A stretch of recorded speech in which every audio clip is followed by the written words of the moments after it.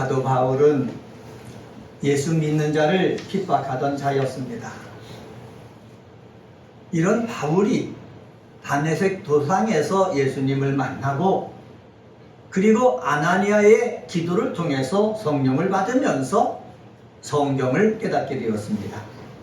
성경을 깨달으면서 사도 바울은 예수께서 자기에게 주신 사명이 무엇인지 알게 되면서 바로 예수를 증거하기 시작하는 것을 우리는 성경에서 볼 수가 있습니다. 바울은 명예와 출세를 위해서 사명을 감당한 것이 아닙니다. 지난주에는 하나님의 사람 속에 하나님의 생명이 있습니다 라는 제목으로 말씀을 전했습니다. 그 전한 말씀 중에서 같은 믿음의 정신을 가지고 있는 것이 중요하다라고 말씀을 드렸습니다. 저는 은혜가 꽃피는 교회에 나와서 함께 믿음 생활하는 성도들이 예배를 드리고 매 성경 큐티 말씀을 나누고 설교 말씀을 나누면서 같은 믿음의 정신을 갖게 되어지기를 소망합니다. 같은 믿음의 정신을 가져야 우리의 예배가 힘이 있고 우리의 기도가 능력이 있고 그리고 우리가 원하는 삶을 하나님의 영광을 올리는 삶을 살 수가 있습니다.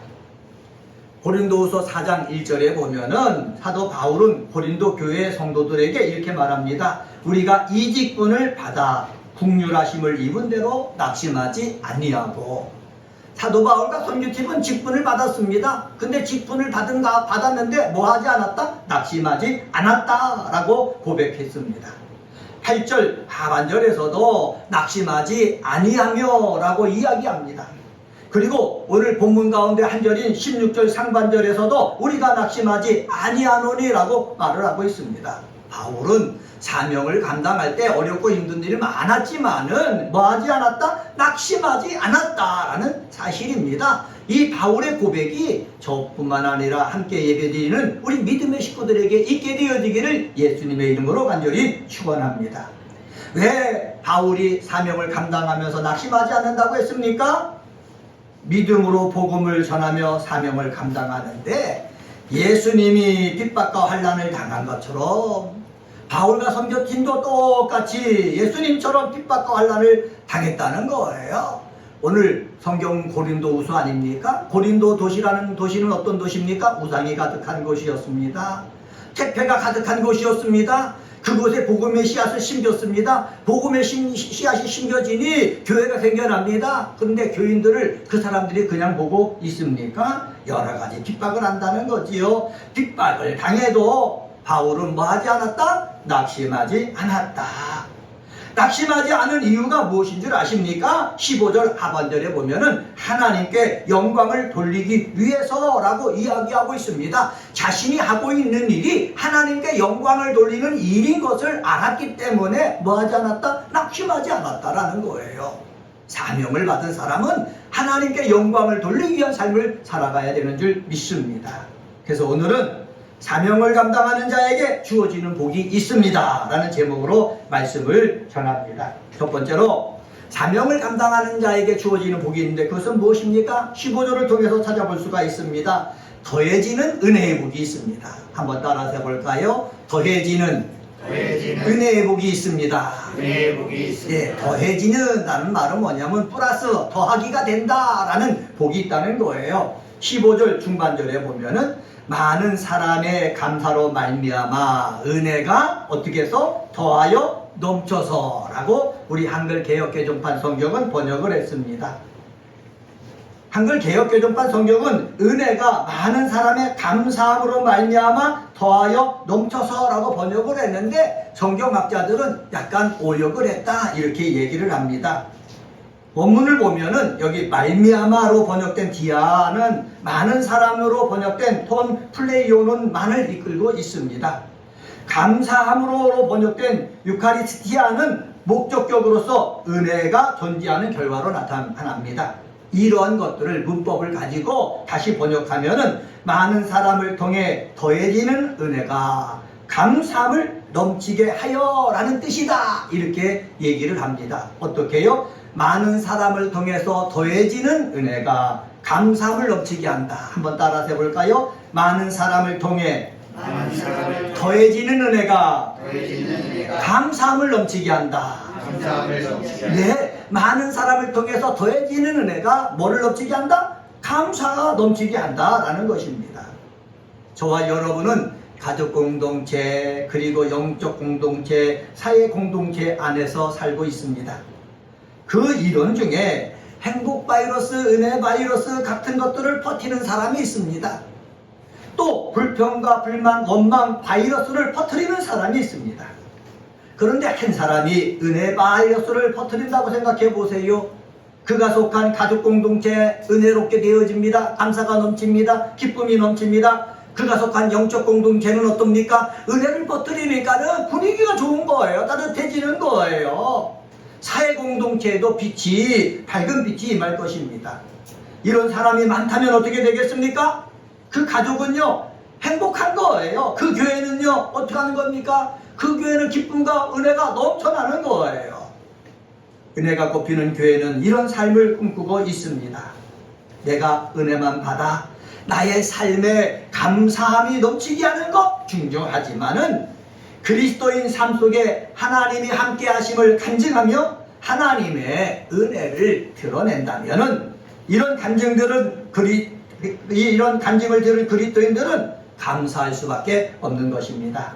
말과 마음 그리고 삶 속에서 감사함을 넘치게 하는 믿음의 사람이 되시기를 예수님의 이름으로 축복합니다.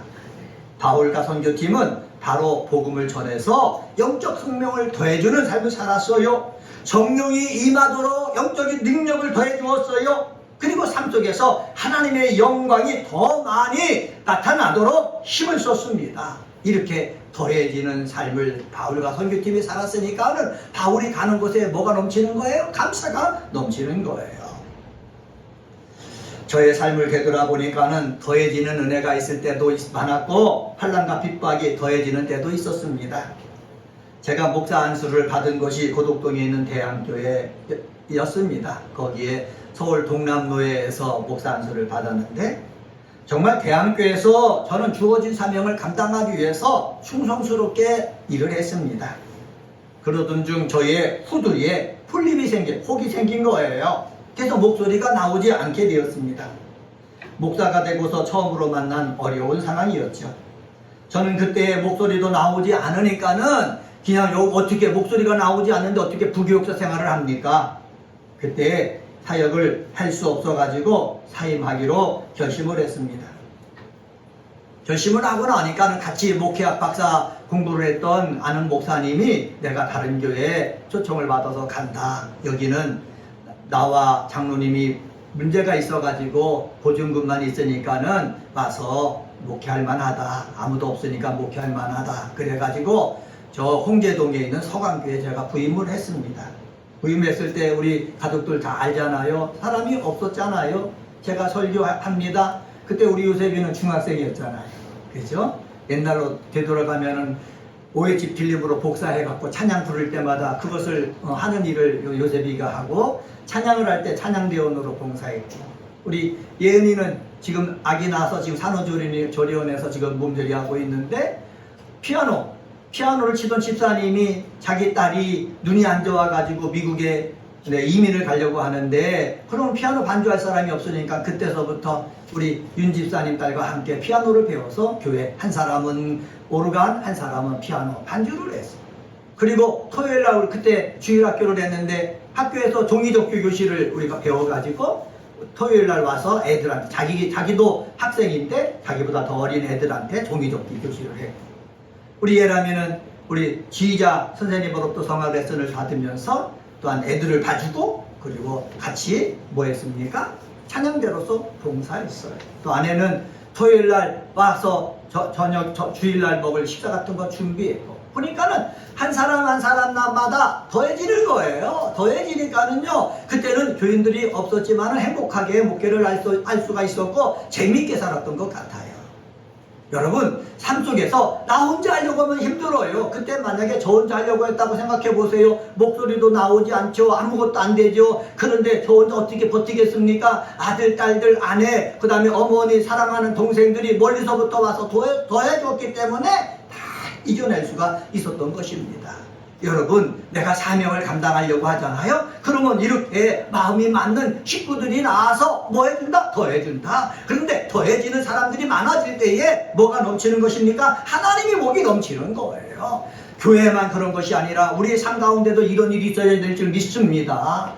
내가 일을 하려고 할 때 나 혼자 하면 힘들다고 그랬죠. 아들이 도와주고 딸이 도와주고 성도가 도와주고 부모가 도와주고 정말 주변의 사람이 도와주고, 그래서 하나님의 일을, 하나님의 영광을 위한 일을 넉넉하게 감당하는 역사가 저와 여러분의 삶 가운데 있게 되어지기를 예수님의 이름으로 간절히 축원합니다. 세월이 흘러서 또다시 저에게 어려움이 다가왔어요. 어려움이 다가왔을 때에 저는 아직 60대 아닙니까? 세상적으로 영적으로 얘기하면은 정말로 능력 있게 목회하고 일을 감당할 나이인데 또다시 어려움이 왔는데, 이때 우리 사랑하는 어머니, 사랑하는 동생들, 또 사랑하는 아들, 딸, 사위들, 며느리, 이렇게 아내 이렇게 도와줘갖고 다시 시작하게 됐어요. 이것은 다 무엇을 위해서? 하나님의 영광을 위해서, 그리고 사명을 감당하기 위해서 일을 하니까는 이렇게 더해지니까는, 더해지는데 뭐가 있어요? 은혜가 있고, 은혜가 있으니까는 뭐가 넘치는 것입니까? 감사함이 넘치는 거예요. 우리 설립 예배를 드릴 때 여기 영문교회 담임 목사님이, 우중구 목사님이 축사를 했어요. 우리 인원을 보고 지구 최강의 멤버라는 거예요. 떠나지 않을 사람들이 각자 하나씩 맡아가지고 봉사를 하니까는 든든하다는 거예요. 저는 믿습니다. 지금은 성도들이 없지만은 이렇게 지구 최강의 멤버들이 각자 맡은 일을 하나씩 더해질 때에 뭐가 넘친다? 은혜가 넘치고 감사함이 넘치고, 그리고 사명을 능히 감당할 수 있게 되어진다라는 사실 저는 확신합니다.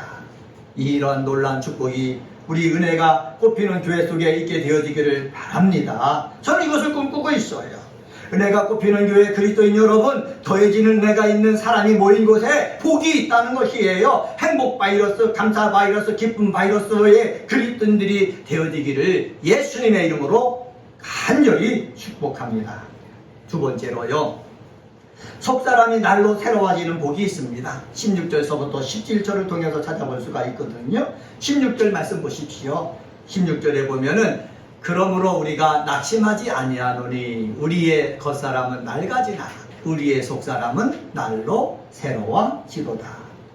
사실 예수께서 주신 사명을 감당하는데 좋은 일만 생기는 것이 아닙니다. 바울과 선교팀은 한 사람의 영혼이라도 더 구원하기 위해 예수의 복음을 전파하는데, 유대인 중에 열심당 유대인들은 바울을 쫓아다니면서 방해를 합니다. 방해만 합니까? 핍박합니다. 그리고 돌로 쳐서 죽이려고 합니다.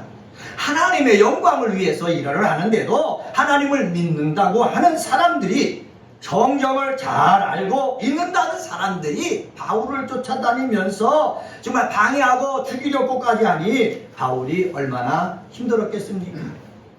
그런데 바울과 선교팀은 그런 상황 가운데서 뭐하지 않았다? 낙심하지 아니하였다 라고 고백하고 있습니다. 그렇습니다. 하나님께서 맡겨주신 사명을 알고 사는 자는 내가 원하지 않는 핍박과 고통과 어려움이 찾아와도 뭐하지 않는다? 낙심하지 않는다라는 것입니다. 절망하여 포기하지 않는다는 것입니다. 하나님께서 주신 사명을 감당하는데 내가 원하지 않는 고통이 찾아온다면 그때마다 바울의 고백을 되새겨야 합니다. 그 고백이 무엇입니까? 나는 낙심하지 않는다. 우리는 낙심하지 않는다 라는 고백입니다. 한번 오른손을 쥐고 한번 함께 고백해 볼까요? 나는 낙심하지 않는다. 나는 낙심하지 않는다. 우리는 낙심하지 않는다. 우리는 낙심하지 다시 한번요. 나는 낙심하지 않는다. 나는 낙심하지 않는다. 우리는 낙심하지 않는다. 우리는 낙심하지 예, 나는 낙심하지 않는다. 우리는 낙심하지 않아야 될 줄 믿습니다. 이런 믿음의 고백이 우리 가족과 은혜가 꽃피는 교회 그리스도인들에게 있게 되어지기를 저는 기도합니다. 저는 사도 바울에게서, 예수님에게서 배우길 원합니다. 사도 바울은 뭐 하지 않았다고 그랬습니까? 낙심하지 않았다고 그랬습니다. 절망에 빠져서 사명을 포기하지 않았다고 말씀했습니다. 누굴 통해서 배운 것입니까? 예수님을 통해서 배운 거예요. 예수님도요, 하나님 아버지의 섭리를 이루기 위해서 십자가 고통을 당하고 계셨는데, 아버지 하나님이 자신을 버리시는 것 같은 그 마음이 생겼을 때에 예수님은 너무너무 고통스러워서 십자가 위에서 엘리 엘리 라마 사박다니 부르짖었습니다. 그런데도 예수님은 그렇게 부르짖었지만 뭐하지 않았다? 낙심하지 않았다는 거예요. 왜? 내가 사명을 감당하기 위해서 이 십자가를 져야 되기 때문에, 사명을 감당하기 위해서 십자가를 지는 것이 너무나 고통스럽지만은 그 고통 때문에 뭐하지 않았다? 낙심하지 않았다라는 것입니다. 16절 하반절에서 사도 바울이 낙심하지 않는 이유를 말해줍니다. 그것은 무엇입니까? 우리의 겉사람은 낡아지나 우리의 속사람은 날로 새로워지도다. 이 비밀을 알았기 때문에 그렇습니다. 여기서 겉사람이라고 나오지 않습니까? 7절과 10절, 11절에서 이렇게 언급됐을 때 이렇게 언급을 했습니다. 질그릇, 몸, 죽을 육체, 이렇게 언급을 했어요. 바울이 언급한 겉사람이라는 것은 옛사람과 우리 구별되어야 합니다. 옛사람은 바울의 어법에서 무엇을 뜻하는지 아십니까? 예수 그리스도로 말미암아 중생이 필요로 하는 대상, 이 사람은 옛사람이에요. 하지만 겉사람은 무엇입니까? 한계를 가진 육체를 얘기하고 있어요. 이 시대에 살아가는 모든 사람을 얘기하는 것입니다. 이 육체는요, 시간이 흐를수록 죽음의 문턱에 가까이 가게 되는 것입니다. 내가 나이가 들면은 귀도요 고막이 두꺼워져 가지고요 잘 들리지 않는다는 거예요. 이빨도 연약해지고 온 몸도 다 어떻게 기능이 다 떨어지는 것이에요. 이런 상태를 바울은 뭐한다? 낡아진다, 이렇게 표현했습니다. 문법적으로 현재 수동태를 사용했습니다. 수동태로 쓰이는 것은 바로 뭐냐? 어떻게 내가 스스로 낡아지는 것이 아니라 그냥 난 뭐 어떤 환경에 의해 가지고 어떻게 해요? 내가 자꾸 낡아진다는 거예요. 육체의 물리적인 파괴, 곧 죽음으로 치닫는 것, 인간의 힘으로 어찌할 수 없는, 거역할 수 없는 상황임을 보여주는 것입니다. 그리고 현재형을 썼다고 그랬지 않습니까? 이것은 바로 뭐냐? 계속과 반복을 나타내는 것입니다. 낡아지는 것은 멈출 수가 없다라는 사실이에요. 아무리 의학이 발달돼도 낡아지는 거예요. 내 모든 기능이 낡아지는 거예요. 사실 낙심하는 것은 겉사람 때문인 것을 바울은 깨달았습니다. 바울의 겉사람은 화려했습니다. 나면서부터 로마 시민권을 가졌잖아요. 그리고 가문이 좋았잖아요. 그리고 할렐 학파의 창시자인 가말리아 문화에 들어가서 공부했잖아요. 능력이 많고, 그리고 적극적이어서 종교 지도자나 정치 지도자들에게 인정받아가지고요, 자기 일을 감당했거든요. 앞날이 창창한 청년이었습니다. 건장한 청년이었습니다. 그런데 이러한 건장한 청년이었어도요, 세월이 흘러갈수록 사도 바울은 뭐를 깨달았습니까? 낡아지는 것을 깨달았어요. 낡아지는 것이에요. 저도 마찬가지고 여러분도 다 겉사람은 낡아집니다. 영원하지 않습니다. 그런데요, 바울은 속사람은 새로워진다고 말씀하고 있어요. 한번 따라서 해봅시다. 겉사람은 낡아지지만 속사람은 날로 새로워집니다. 제가 소망하는 것입니다. 세월이 흘러가면서 우리의 겉사람은 낡아질 수밖에 없지만은 우리의 속사람은 날로 새로워져야 되는 줄 믿습니다. 말씀을 듣고 내 속사람이 새로워져야 돼요. 내 영이 새로워져야 돼요. 새 힘을 날마다 얻어야 돼요. 생명이 넘쳐야 되는 거예요. 여러분, 왜 기도합니까? 왜 말씀을 묵상합니까? 내 속사람이 새로워지기 위해서 그렇습니다. 새로워지는도다 라는 말 속에는 반복의 의미를 지니고 있는 아나라는 단어와 질적인 측면에서 새롭다는 의미를 지닌 카이로스의 합성어다라고 주석서에는 설명해 놨더라고요. 다시 반복해서 자꾸 어떻게 새롭게 해야 된다라는 뜻이라는 것입니다. 그런데 여기에 수동태를 사용했습니다. 수동태, 아까 제가 또 조금 전에 설명드렸지 않습니까? 나 스스로 의해서 되어지는 것이 아니라 외적 어떤 요소에 의해서 날마다 새로워지는, 변화되는 상태를 수동태라고 그러는 거예요. 그러면 외적으로 어떤 요소가 작용해야 내가 날로 새로워집니까? 렌트키라는 목사님은 이렇게 씁니다. 말씀과 성령의 신령한 은혜, 말씀과 성령의 신령한 은혜가 내 속에 임할 때에 내가 새로워진다는 거예요. 여러분, 목사도 말씀과 성령의 은혜가 임해서 날마다 새로워져야 되는 거예요. 제가 설교 말씀을 전하고 있지 않습니까?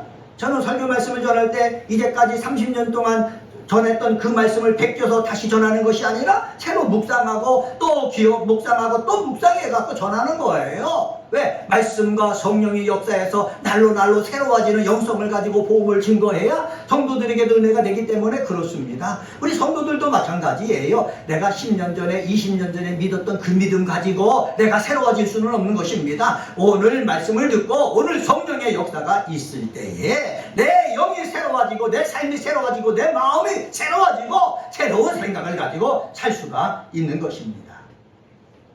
휴즈 박사는요, 그리스도인들의 속사람이 날로 새로워질 수 있다라고 얘기했습니다. 여러분, 말씀과 성령으로 날로 새로워지는 역사가 있게 되어지기를 주님의 이름으로 간절히 축원합니다. 17절 말씀 보면은 이런 말씀이 있습니다. 우리가 잠시 받는 환난에 경한 것이 지극히 크고 영원한 영광에 중한 것을 우리에게 이루게 함이니. 여기서 보면은 바울은 잠시 받는 환난에 경한 것이란 말을 사용하고 있고요. 그 다음에 지극히 크고 영원한 영광에 중한 것이란 말을 대비해서 말하고 있습니다. 잠시 받는 환난은 경한 것이라고 얘기했거든요. 이것은 바로 무엇입니까? 겉사람이 받는 것이에요. 바울은 우리 겉사람이 받는 거, 내가 100세를 살면 100년 동안 받는 것이기 때문에 이것을 갖다가 뭐라 그런다고 했습니까? 지극히 경한 것이라고 그랬어요. 우리는 힘들고 고통스럽고 괴로울지는 모르지만은 바울의 눈에 볼 땐, 예수님의 눈에 볼 때는 지극히 짧고 경한 것이라기 때문에 여러분이 만약에 어려움과 고통을 당하고 있다면은 이건 짧은 시간 내에 끝나는 것이다. 이것은 예수님 볼 때, 바울이 볼 때, 내가 볼 때 경한 것이다. 이렇게 여기고 이겨내는 사람이 되시기를 주의 이름으로 간절히 축원합니다. 그런데 지극히 크고 영원한 영광에 중한 것, 지극히 크고 영원한 영광은 뭐라고 그래? 중한 것이라고 그랬습니다.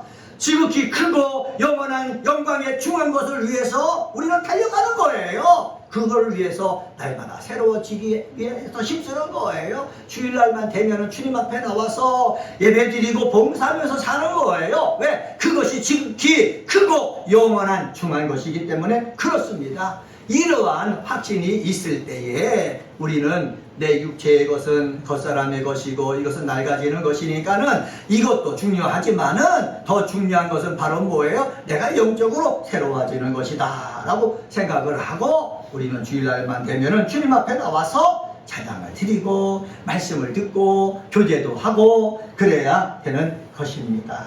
은혜가 꼽히는 교회 그리스도인 여러분, 비참한 고난은 현재라는 시간이 지나가면 자연스럽게 소멸됩니다. 그렇게 저는 믿고 있습니다. 비참함이 아무리 길고 고통스럽게 느껴진다 하더라도 영원한 영광의 시기에 비하면 지극히 짧은 순간에 불과합니다. 그때를 위해서 저와 여러분이 주일 예배를 드리면서 그리고 날마다 매일 성경 말씀을 묵상하면서 속사람을 새롭게 하는 주인공이 되시기를 예수님의 이름으로 축복합니다. 세 번째로 18절서부터 5장 1절을 통해서 우리가 찾아볼 수 있는 것이 있는데 그것은 바로 뭐냐? 영원한 하늘집에 들어가는 복이 있다라는 것입니다. 한번 따라서 해볼까요? 영원한 하늘집에 들어가는 복. 네. 영원한 하늘집에 들어가는 복이 있어요. 내가 사명을 감당하잖아요. 사명을 감당할 때 우리가 이 세상에 육체는 끝난다고 그랬습니다. 끝나고 어디에 들어가는 거예요? 영원한 하늘집에 들어가는 거예요. 이 복이 분명히 있어요. 천국이 없는 것이 아닙니다. 우리 주님께서 손수 만드신 그것이 분명히 있다는 사실을 우리는 믿고 내가 육체를 위해서 사는 것도 중요하지만은 영원히 정말로 영광에 중요한 것이 무엇인지를 알고 삶을 살아나갈 때에 우리는 예수님께서 준비해 주신 영원한 하늘집에 들어갑니다. 18절 말씀 한번 볼까요? 18절 말씀 한번 읽어봅시다. 같이 읽어봅시다. 시작.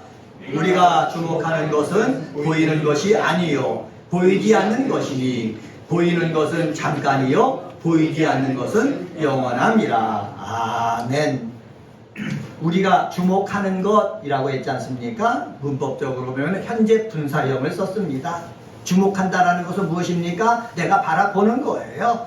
우리가 라는 것을 누굴 가리킵니까? 바울을 가리키죠. 선교팀을 가리키죠. 주의 일을 하는 사람을 가리키죠. 하나님의 일을 감당하는 사람들은 믿음의 눈으로 어떻게 바라봐야 된다라는 것입니다. 우리가 믿음의 눈을 가지고 바라보는 것은 무엇입니까? 여러분, 보이는 것입니까? 아니에요. 보이지 않는 것이에요. 눈에 보이는 것은요, 세상 사람들이 추구하는 것이에요. 돈을 갖고요, 육체의 쾌락을 갖고요, 넓은 집을 갖고요, 출세를 하고요, 눈에 보이는 것을 갖다가 얻기 위해서 세상 사람들은 온갖 악한 일을 해나가면서 지금도 열심히 하고 있어요. 그런데 우리 바울을 비롯해서 믿음의 사람들이 추구하는 것이 무엇입니까? 믿음의 눈으로 바라보는 것이에요. 그리고 보이지 않는 것이 보이는 것이 아니라 보이지 않는 것까지 볼 수 있는 그런 힘이 있어야 되는 거예요. 한번 따라서 해봅시다. 보이지 않는 것까지 볼 수 있는 믿음이 있어야 됩니다. 이스라엘 백성들이 출애굽을 했습니다. 그리고 어디로 갑니까? 가나안 땅을 향해 가는 거예요. 가나안 땅을 향해 가니까는 이스라엘 백성들이 지도자를 그 중에서 각 지파마다 지도자를 한 명씩 뽑아가지고 12지파니까는 12명이 가나안 정탐을 갑니다. 40일 동안 갑니다. 가나안 정탐을 갔다가 와서 보고를 할 때 이 10명의 사람들은 어떻게 해요? 하나님이 약속하신 말씀은 생각도 않고 자기 눈에 보이는 대로 다 보고를 하는 거예요. 갔더니 정말 거기에 있는 열매들은 탐스럽고 먹고 싶고 그렇대. 그런데 거기에 사는 사람들 보니까는 기골이 장대해. 그리고 성읍들은 튼튼해. 무기도 가졌어. 사람도 많아. 우리가 가서 싸워봤자 그 가나안 땅을 점령하기는 할 수가 없어. 이렇게 고백을 한 거예요. 그러나 여호수아와 갈렙은 어떻게 합니까? 그렇게 고백을 하지 않았어요. 하나님께서 저 가나안 땅을 우리에게 주신다고 했는데, 이 주신다고 약속하신 하나님이 우리와 함께 계시는데 우리는 보잘것도 없어도 하나님이 약속하셨으니까 거기에 들어갈 수가 있다. 우리가 들어가자. 그렇게 여호수아와 갈렙은 고백을 한 것입니다. 여기서 우리가 배워야 될 것이 있지 않습니까? 그것은 바로 뭐냐? 하나님의 약속의 말씀을 받은 사람은 눈에 보이는 대로만 판단하고 눈에 보이는 대로만 말하지 말고 하나님의 약속을 덧붙여서 말하고 판단하고 행해야 된다는 거예요. 한번 따라서 해봅시다. 눈에 보이는 대로 말하고 판단하지 말고 하나님의 약속으로 보고 판단하자. 우리가 배워야 될 것이에요. 눈에 보이는 대로요 판단하고 그러면 우리가 할 수 있는 것이 무엇이 있습니까? 없어요. 우리 기도하는 사람, 말씀을 가지고 사는 사람들은 하나님의 약속을 받아야 되는 거예요. 그리고 하나님의 약속을 통과해가지고 그것을 볼 때에 우리는 다른 사람이 볼 수 없는 것을 볼 수 있는 거예요. 그리고 그렇게 고백하는 거예요. 그렇게 행하는 거예요. 그렇게 행하는 사람을 하나님은 귀하게 여기는 거예요. 갈렙과 여호수아를 귀하게 여기지 않습니까? 우리 사랑하는 은혜가 꼽히는 교회, 우리 사랑하는 그리스도인 여러분들도 갈렙처럼 여호수아처럼 하나님의 말씀을 통과해서 보이지 않는 것까지 보는 것을 그러한 믿음의 사람이 되시기를 주님의 이름으로 간절히 축원합니다. 이것을 누가 알았어요? 바울이 아는 거예요. 바울이 알았기 때문에 눈에 보이는 육체적인 좋은 것들을 다 배설물처럼 여기고 눈에 보이지 아니하는 우리 예수님께서 보여주시는 그 영광을 바라보고 자기 온 생애를 들여서 헌신한 거예요. 바울에게는 세상이 알 수 없는 놀라운 평안과 기쁨과 희망이 넘쳐나는 거예요. 매맞고 고통스러운데도요, 이 기쁨이 넘쳐나는 거예요. 저는 이런 것들을 경험하고 싶어요. 고난이 오고 환난이 오고 어려움이 올수록 예수의 생명, 예수의 냄새, 예수의 향기, 예수의 놀라운 은혜가 자꾸 나를 통해서 나타나는 것을 저는 배우고 싶어요. 그런 것을 확인하고 싶어요. 여러분들도 어렵고 힘들 때 낙심하고 절망하지 말고 이때가 예수의 냄새가 날 기회다. 예수의 능력이 나에게 나타날 기회라. 여기는 믿음의 사람이 되시기를 주의 이름으로 간절히 축원합니다. 1절 말씀 한번 볼까요? 1절에 보면 이렇게 말씀합니다. 같이 한번 읽어봅시다. 시작. 만일 땅에 있는 우리의 장막집이 무너지면 하나님께서 지으신 집, 그 손으로 지은 것이 아니요 하늘에 있는 영원한 집이 우리에게 있는 줄 뭐한다? 아느니라 말씀하고 있습니다. 여러분, 우리의 장막집, 이 장막집은 무너져요. 장막이라는 것이 무엇입니까? 이스라엘 백성들이 출애굽을 했을 때에 정말로 거기서 머물기 위해서 잠깐 쳤다가 또 그거 걷어가서 또 치고, 이게 장막 아닙니까? 이렇게 없어지고 걷어간다라는 것이 장막이라는 거예요. 이것이 우리의 몸이에요. 우리 몸이 영원한 것이 아니라는 거예요. 그런데 사명을 감당하는 사람을 위해서 우리 예수님께서 뭐 했습니까? 하늘에 있는 영원한 집을 우리를 위해서 준비하고 계신다, 성경은 말씀하고 있다라는 것입니다. 여러분, 이것을 우리는 믿어야 되는 거예요. 내가 지은 집이 아니에요. 누가 지은 집이에요? 우리 예수 그리스도께서 지은 집이에요. 그 집은 영원한 집이에요. 나의 이 영광을 드러낸 집이에요. 이것을 우리는 바라봐야 되는 거예요. 그래서 힘들고 어렵고 시간도 없고 그렇지만은 나를 위해서 우리 예수께서 우리 손으로 짓지 아니하는 그 놀라운 집을 짓고 계신다라는 그 믿음을 가지고 오늘의 어려움을 이겨낼 줄 아는 믿음의 사람이 되시기를 주의 이름으로 간절히 축원합니다. 여기 보면은 우리에게 있는 줄 아느니라 라고 말씀하고 있죠. 아느니라 라는 말을 헬라어로 보면 오이다벤이라고 했는데, 이것은 사도 바울이 하나님 앞에 기도해서 직관적인 계시를 통해서 내가 아는 것을 가르친다라고 성경에 주석되어 있거든요. 사도 바울은 기도하는 사람이었잖아요. 예수님을 따라서 기도하는 사람이었잖아요. 기도할 때 삼층전까지 갔다는 거예요. 놀라운 신비를 경험했다는 거예요. 자기가 보고 정말 경험한 것들 내가 그래서 안다는 거거든요. 그 안다는 것이 무엇입니까? 하늘에 있는 영원한 집이 있다라는 것을 바울은 알았어요. 그러기 때문에 죽을 고통을 경험하면서도 사명을 감당하기 위해서 애썼던 거예요. 만약에 몰랐으면은 아유, 내가 이 정도는 됐지 하고서 포기했을 거예요. 그러나 하늘에 있는 영원한 집, 그 상급, 그것을 알기 때문에 바울은 끝까지 고통 속에서도 복음을 증거하면서 삶을 사는 거예요. 우리들도요, 하늘에 있는 영원한 집이 나에게 있는 것들을 아는 역사가 있게 되어지기를 주의 이름으로 간절히 축원합니다. 이 확신이 있을 때에 우리가 힘있게 사명 감당할 수가 있습니다. 그리고 사명을 감당하면은 바울이 알았던 것처럼 그 복이 분명히 주어집니다. 오늘은 고린도후서 4장 15절서부터 5장 1절에 있는 말씀 가지고 사명을 감당하는 자에게 주어지는 복이 있습니다 라는 제목으로 말씀을 전했습니다. 더해지는 은혜의 복이 있습니다. 속사람이 날로 새로워지는 복이 있습니다. 영원한 하늘집에 들어가는 복이 있습니다. 이 복이 있는 우리 사랑하는 성도님들 다 되시기를 예수님의 이름으로 간절히 축원합니다. 기도하시겠습니다.